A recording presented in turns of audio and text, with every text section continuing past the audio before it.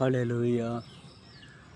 तो आज ये मैसेज हम पढ़ते हैं और समझते हैं यीशु मसीह के नाम से। अभिषिक्त प्रेरितों की प्रार्थना जो संगति है वो बेशकीमती और बहुमूल्य है।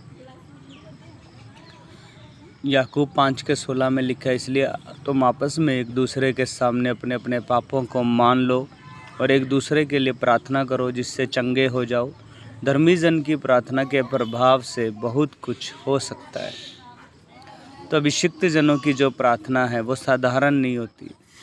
जब कोई अभिषिक्त प्रेरित हमारे लिए विशेष रूप से प्रार्थना करता है तो यह प्रार्थना सालों के श्राप को तोड़ सकती है। यह प्रार्थना इतनी शक्तिशाली होती है जो मौत के मुंह से भी बाहर निकाल सकती है, भयंकर कर्जे से बाहर निकाल सकती है, बड़े से बड़ा श्राप, बंधन, जादू टोने के बंधन, शैतान के बंधन को तोड़ सकती है, पीढ़ियों के पापों को क्षमा कर सकती है। इसलिए लिखा है कि धर्मी जन की प्रार्थना के प्रभाव से बहुत कुछ हो सकता है। यूहन्ना 20:23 में लिखा है, जिनके पाप तुम क्षमा करो वे उनके लिए क्षमा किए गए हैं, जिनके लिए तुम रखो वे रखे गए हैं। आज भी प्रेरितों के पास ये अधिकार होता है, अधिकार है, उनको ये अधिकार मिला है कि जब हम उनके पास जाते हैं, उनकी संगति करते हैं, उनकी अधीनता में चलते हैं, उनकी बात मानते हैं, तो उनकी प्रार्थना हमारे लिए विशेष रूप से कार्य करती है।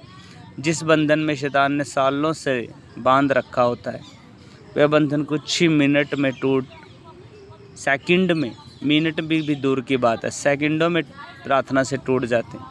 फिर चाहे वह कितना ही भयंकर गरीबी का बंधन हो, श्राप हो, कर्जा हो, बीमारी का बंधन हो, अभिषिक्तों की प्रार्थना के प्रभाव से वो बहुत कुछ हो सकता है और होता है।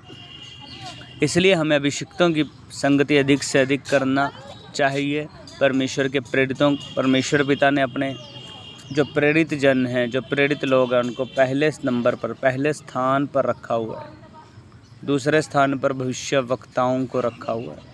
तीसरे स्थान पर पास्टर्स को रखा हुआ है जो सिखाने का काम करते हैं, वचन को सिखाते हैं। तो याकूब 5:14 में लिखा है, यदि तुम में कोई रोगी है तो वो कलीसिया के प्राचीनों को बुलाए और प्रभु के नाम से उस पर तेल मलकर उसके लिए प्रार्थना करें।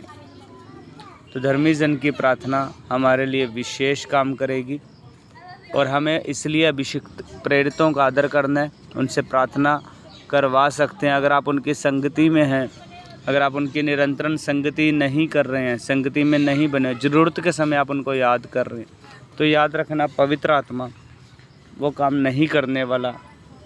इसलिए आपको उनकी संगति विशेष रूप से करना है और उनकी अधीनता में रहना है। परमेश्वर अपने अभिषिक्तों के द्वारा बातें करता है, उनके वचन साधारण नहीं होते, उनकी भविष्यवाणियाँ, उनकी प्रोफेसियाँ साधारण नहीं हैं, वो पवित्र आत्मा की ओर से और वो पूरी होंगी। परमेश्वर पिता ने अपने प्रेरितों को जब भेजा उन्हें सारा अधिकार दिया, सारी उनको अथॉरिटी दी थी, बीमारियों पर, शैतान पर, जादू टोने पर, हर प्रकार के श्राप पर, पाप पर उनको अधिकार मिला था कि जिनके पाप तुम रखोगे उनके रखे गए हैं, पर जिनके तुम क्षमा करोगे उनके क्षमा किए गए हैं। आमीन।